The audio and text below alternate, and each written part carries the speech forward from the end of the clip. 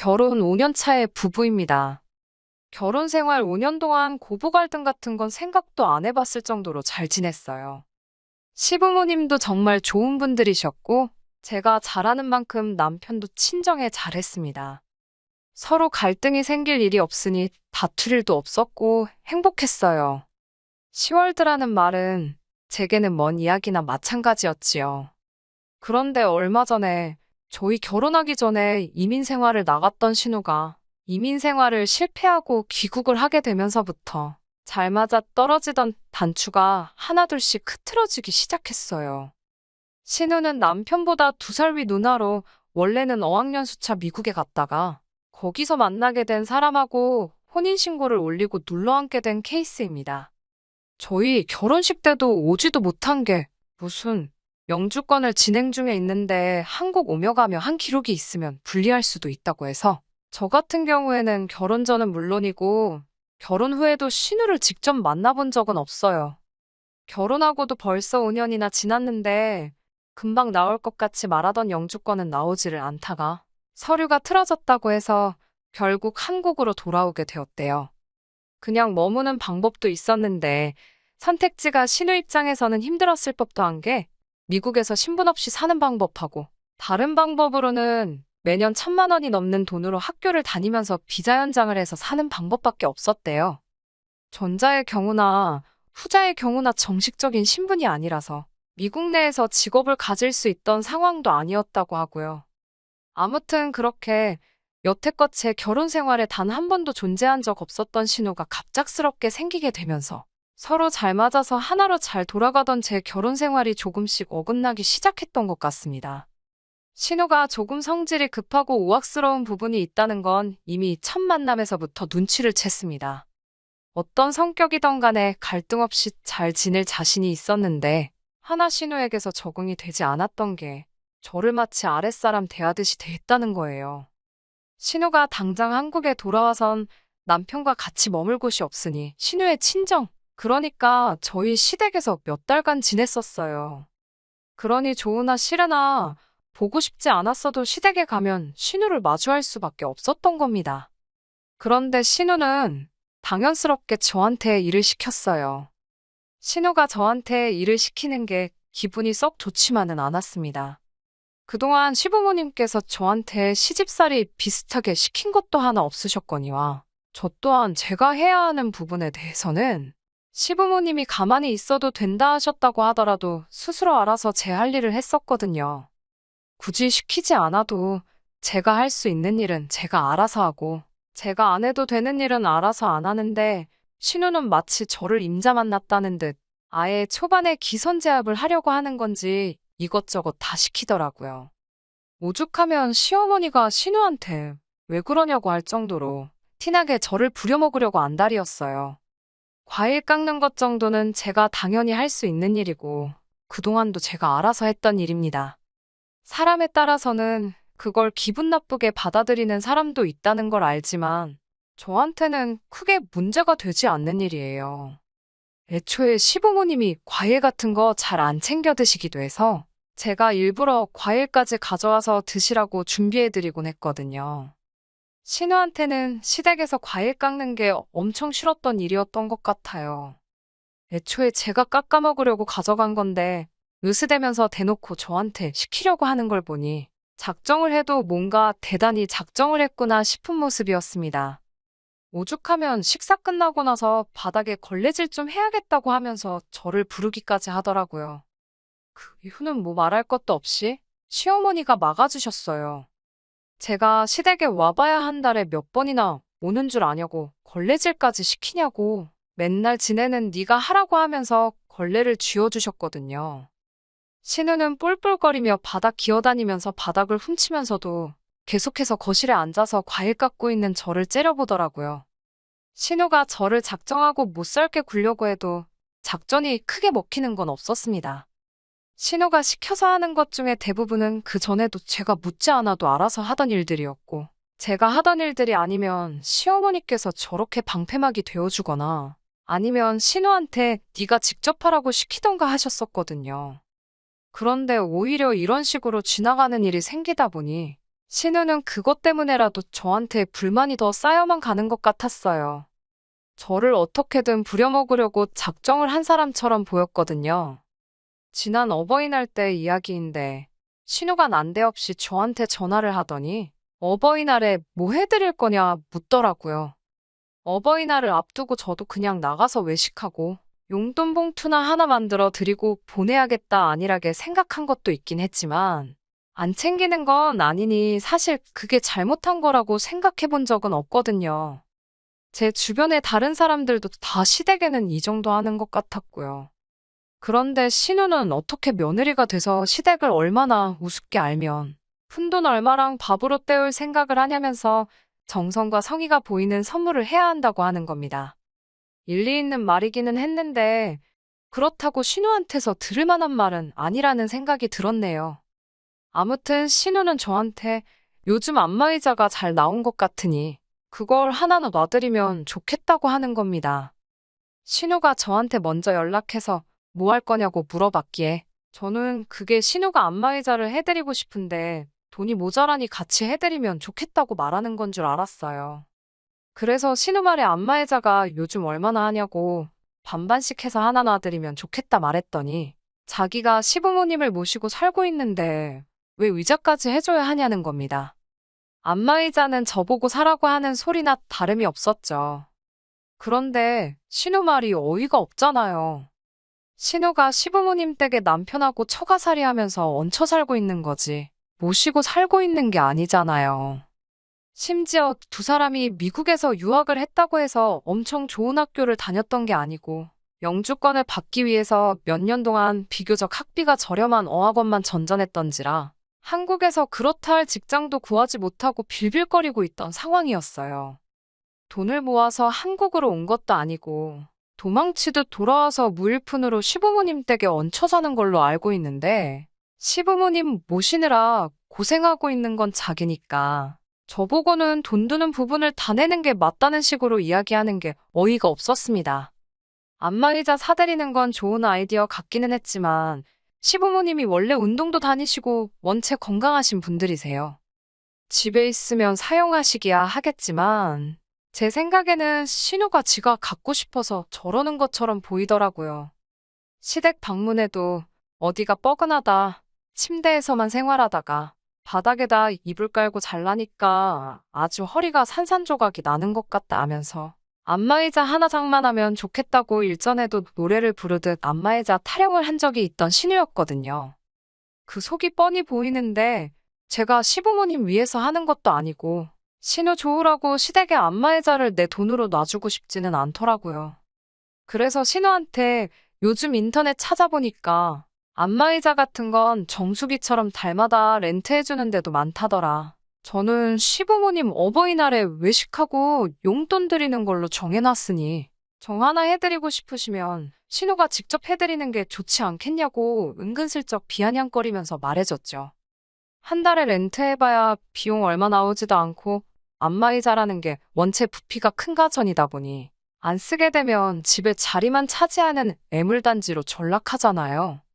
몸에 잘 맞을지 아닐지도 모르는데 무턱대고 몇백만 원 줘서 새 걸 사드리는 것보다 한번 렌트로 써보고 결정하는 것도 나쁘지 않지 않겠냐고. 그렇게 한마디 했더니 신우가 저보고 아주 너 같은 며느리는 세상에 없겠다고 하고 전화를 끊더라고요. 저는 속으로 너 같은 딸도 세상에 없을 거다 하고 말았네요. 당장 신우가 저를 귀찮게 하기는 했지만 저한테 직접적으로 피해를 주는 부분은 없다고 생각했어요. 거기에 그동안 결혼 생활하면서 시부모님과 저희 관계가 워낙에 좋았기에 신우가 저런다고 해서 제가 덩달아 시부모님한테까지 나쁘게 대해야 할 이유는 없다고 생각했습니다. 그런데 얼마 전에 시어머니가 급격하게 몸이 안 좋아지게 돼서 병원에 자주 오며 가며 하셔야 하는 일이 생기게 되었습니다. 일주일에 2번씩 병원에 왔다 갔다 하셨어야 했어요. 아버님은 아직 은퇴를 안 하셔서 일을 하고 계시고 남편도 일을 하고 있어서 어머님을 모시고 병원에 다녀올 수 없는 상황이었어요. 예전에도 어머님이 같은 이유로 몸이 안 좋으셔서 제가 어머님을 병원에 오며 가며 모시고 다녔던 적이 있었습니다.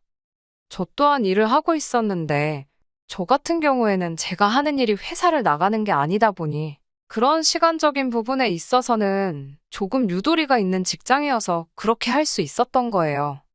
하지만 이번에는 조금 안심을 했던 게 신우가 집에 상주하고 있으니 이번만큼은 조금 괜찮을 거라고 생각했어요. 신우가 오며 가며 시어머니 모시고 병원도 다닐 수 있고 경우에 따라서는 신우가 어머님 병수발까지 들을 수 있는 상황이었으니 말이지요. 몇 년 전 그 당시보다 나아진 상황이라 저나 남편, 시아버지의 시어머니까지 다들 안도의 한숨을 내쉬었는데 정작 시어머니 모시고 병원 다녀와야 하는 신우가 자기는 하기 싫다고 대놓고 선언을 하더라고요. 자기는 차도 없는데 시어머니를 어떻게 모시고 다니겠냐고 하면서 저희 보고 자기가 시어머니 모시고 병원 다녀오기를 바란다면 저희 자가용을 신우한테 맡기거나 아니면 그동안 자기가 타고 다닐 차를 마련해 달라는 겁니다. 렌트를 해주던, 새 차를 사주던, 중고차를 사던 그건 상관이 없다고 말하는 거였어요. 그런데 속이 뻔히 보이더라고요. 그것 또한 미국에서는 자동차가 있어서 여기저기 다녔는데 한국에서는 당장 차 없이도 살 수가 있으니 차를 따로 안 샀다는 거예요. 그런데 막상 차 없이 살려니까 불편하다는 거죠. 그렇다고 차를 한 대 뽑기에는 유지비는커녕 기름값도 낼 수 있는 상황이 아니다 보니 차를 사야 하는 변명조차 할 수가 없었던 거예요. 이참에 신우는 지 돈 안 들이고 차까지 뽑아서 시어머니 병원 모셔다 드린다는 핑계로 남편하고 어디 좀 놀러 다닐 계획을 세우고 있던 것 같더라고요. 속이 뻔히 보이는 개수작이지만 어쩌겠어요. 당장 신우가 차가 없으면 안 하겠다는데. 그래서 울며 겨자 먹기로 남편이 타는 차를 신우에게 넘겨주게 되었습니다. 신우 조건이 평일에도 자기가 차를 쓸 수 있어야 한다는 조건이 붙어 있었기에 짚고 넘어가고 싶었지만 어쩔 수 없었어요. 어쨌든 시어머니 병원 모시고 다니는 일은 해주기로 한 거니 저희들 입장에서는 급한 일부터 해결을 하자는 생각이었으니 말이지요. 처음 몇 주간은 신우가 시어머니 모시고 병원을 잘 다녔어요. 체력적으로 지쳐있는 시어머니가 집에서 쉬고 계시면 신우가 집에서 시어머니 대신 집안일을 해주거나 병수발을 들어주거나 하지는 않았지만 말입니다. 신우는 차가 생겼으니 신이 난다고 병원 가는 날이 아니면 놀러 다닐 생각밖에 없었던 것 같아요. 병원 가는 날만 아니면 신우는 거의 집에 없는 걸로 봐도 무방했습니다. 어머니가 저렇게 아프고 자기 남편의 아버지의 동생네 부부까지 다 돈 버느라 정신이 없는데 저렇게 놀러 다니고 싶을까? 놀러 가서는 재밌게 놀 수나 있나 싶었어요. 아무튼 그렇게 시간이 지나면서 신우가 몇 번씩 급한 약속 때문에 어머님을 병원에 모시고 가지 못한다 하면서 병원 스케줄을 조정하는 일이 몇 번 생기게 된 겁니다. 다행히 아예 안 모시고 갔던 것도 아니고 전 급한 날에는 남편이 어떻게 시간이 돼서 택시 타고 한번 모시고 다녀오기도 했었어요.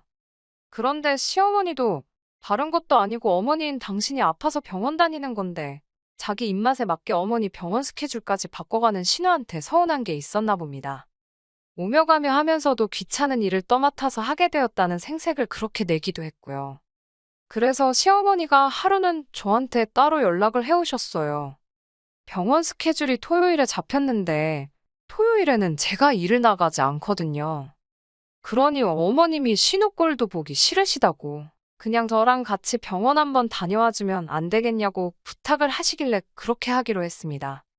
신우는 어머님이 저랑 가기로 했다는 말에 조금 반성이라도 했었다면 좋으련만 안 그래도 토요일에 가는 거 싫었는데 잘 됐다고 좋아했다고 하더라고요.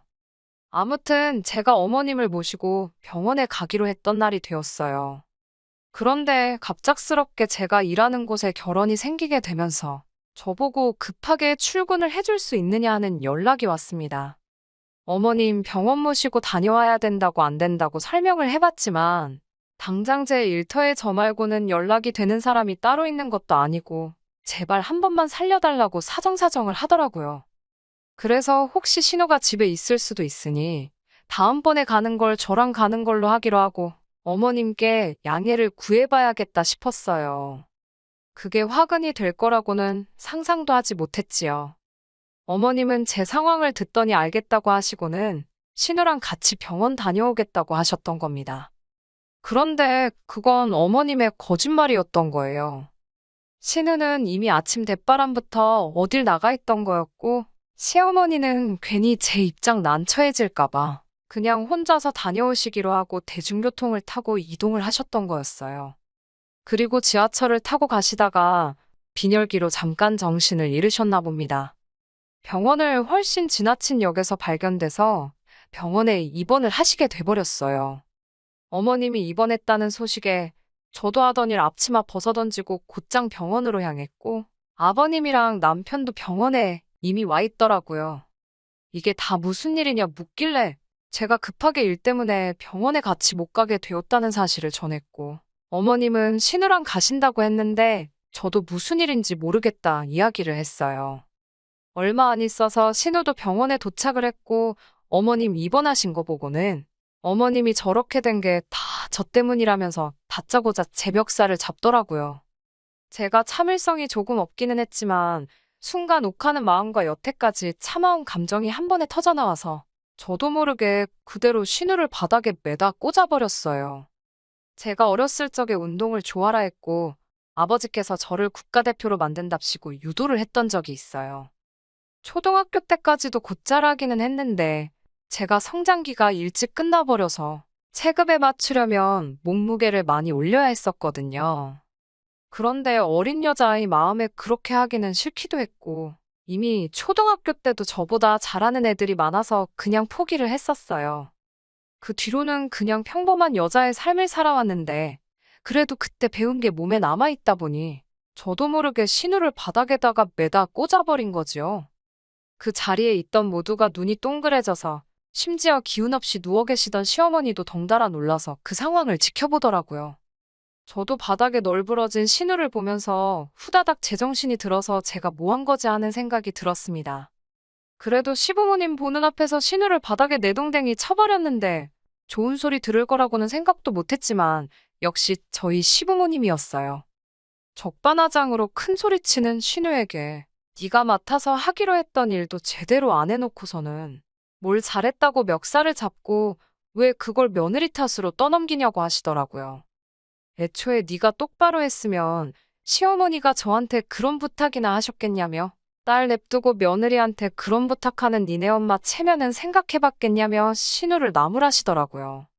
저한테 매다 꽂힌 것도 당해도 싼 일이라고 또 별것도 아닌 일 가지고 며느리 잡들이 하려고 하기만 해보라고 울음장을 놓으시는데 신우는 바닥에 대자로 뻗어서는 아무 말도 못하고 억울한 건지 눈물만 삼키고 있는데 조금 미안한 마음까지 들었습니다. 그 뒤로는 신우가 시부모님 말도 잘 듣고 저희한테 쓸데없는 억지도 안 부려요. 그리고 저를 보면 쭈뼛쭈뼛거리면서 피해 다니기 일쑤입니다. 남편한테 들으니 신우가 그동안 저를 키도 작고 얌전해 보인다고 아주 우습게 봤다나 봐요. 겉만 보고 저를 아주 물로 봤다가 직접 바닥에 매다 꽂히고 난 뒤로부터는 저한테 함부로 대하지 못하는 거였지요. 거기에 그날 제가 신우를 바닥에다 매다 꽂은 날 신우가 바닥에 나자빠지면서 주머니에서 어디 외진 곳에 있는 숙박업소 라이터가 튀어나왔다고 해요. 다행히 아무도 못 보고 그걸 남편이 혼자서 봤다더라고요. 그래서 혹시나 싶어서 남편이 차에 가서 블랙박스 기록을 뒤져봤더니 아무 기록도 남아있지 않고 싹 다 지워져 있다는 겁니다. 그래서 신우한테 이거 누나가 지운 거냐 물어봤는데 신우가 쩔쩔매면서 원래 용량이 가득 차면 자동으로 지워지는 거 아니냐고 발뺌을 했다고 하네요. 용량이 가득 차면 자동으로 지워지는 게 맞는데 기록이 한 번에 사라지는 게 아니고 순차적으로 지워지는 원리라고 하는데 물리적으로 누가 직접 다 기록을 지우기 전까지는 저렇게 아무것도 없이 지워지는 일이 없다고 하더라고요. 물론 그거 말고는 물증이 없어서 어떻게 하지 못하지만 신우가 이제는 저를 무섭게 생각하는 거 말고도 뒤가 캥기는 일을 만들어버린 거나 마찬가지니 아마 남편 말로는 한동안은 신우가 별 사고 안 치고 잘 할 것 같다고 하더라고요. 저도 이제 와서 신우가 시어머니 병원 안 모시고 어딜 다녀온 건지 누구랑 있던 건지 알아내고 싶지는 않아요.